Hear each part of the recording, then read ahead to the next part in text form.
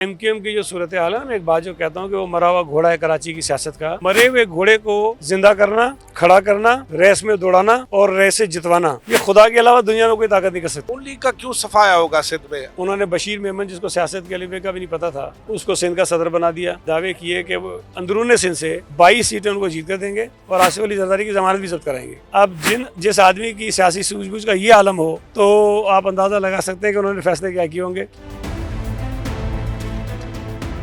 कोई ना सियासी टेम्परिंग करता हूँ, ना जादू की छड़ी है। एक सियासी कारकुन हूँ। ज़ाहिर है कि सारी ज़िंदगी कराची में गुजरी है, कराची की सियासत देखी है, MQM का उरूज भी देखा, जवाल भी देखा, बाकी जमातों को भी देखा। और मैं आपको अभी कह रहा हूँ कि 8 फरवरी को जो कराची का रिज़ल्ट आएगा, पाकिस्तान पीपल्स पार्टी इंशाअल्लाह ताला 13 के लगभग कौमी असम्बली की और 27 या 28 सूबाई असम्बली की नशिस्तें जीतेगी और इतनी सीटें कोई और जमात जीत नहीं सकेगी, तो पीपल्स पार्टी सबसे बड़ी जमात होगी। एक तो अच्छी बात थी कि इस्टेब्लिशमेंट ने अपनी माजी की गलतियों को तस्लीम किया और इस दफ़ा उन्होंने इस अज़म का इज़हार किया कि हम किसी किस्म की सियासी मदाखलत नहीं करेंगे और इंतखाबात में हमारी मदाखलत नहीं होगी।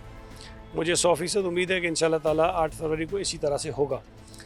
लेकिन MQM की जो सूरत हाल है, मैं एक बात जो कहता हूँ कि वो मरा हुआ घोड़ा है कराची की सियासत का। तो मरे हुए घोड़े को ज़िंदा करना, खड़ा करना, रेस में दौड़ाना और रेस से जितवाना, ये खुदा के अलावा दुनिया में कोई ताकत नहीं कर सकती है। तो मैं समझता हूँ कि ये नामुमकिन है। MQM अगर तवक्को कर रही है या समझ रही है कि कहीं से उनको सपोर्ट मिल जाएगी, तो जितनी सपोर्ट उनको चाहिए ना, उतनी देना किसी के बस की बात नहीं है। तो MQM का बिल्कुल मैं बता रहा हूँ हाल बुरा है। मैं समझता हूँ कि नून लीग की जो सबसे बड़ी गलती है, उन्होंने बशीर मेमन, जिसको सियासत के अलीबे का भी नहीं पता था, एक ब्यूरोक्रेट था, एक पुलिस ऑफिसर था, उसको सिंध का सदर बना दिया। और मैंने सुना है कि उन्होंने दावे किए कि वो अंदरून सिंध से 22 सीटें उनको जीत कर देंगे और आसिफ अली जरदारी की जमानत भी जब्त कराएंगे। अब जिस आदमी की सियासी सूझबूझ का ये आलम हो, तो आप अंदाज़ा लगा सकते हैं कि उन्होंने फैसले क्या किए होंगे। उन्होंने जिस तरह से उम्मीदवार खड़े किए हैं, जिस तरह से उन्होंने शहबाज शरीफ को यहाँ से विड्रॉ करवाया है, जिस अंदाज़ में वो इत्तेहाद बना रहे हैं, तो इससे मुझे 100% यकीन है कि नून लीग के एक तो उम्मीदवारों की तादाद कम हो गई और पता नहीं जो कैंडिडेट लेकर आए हैं वो भी कोई इतने मौसर नहीं है।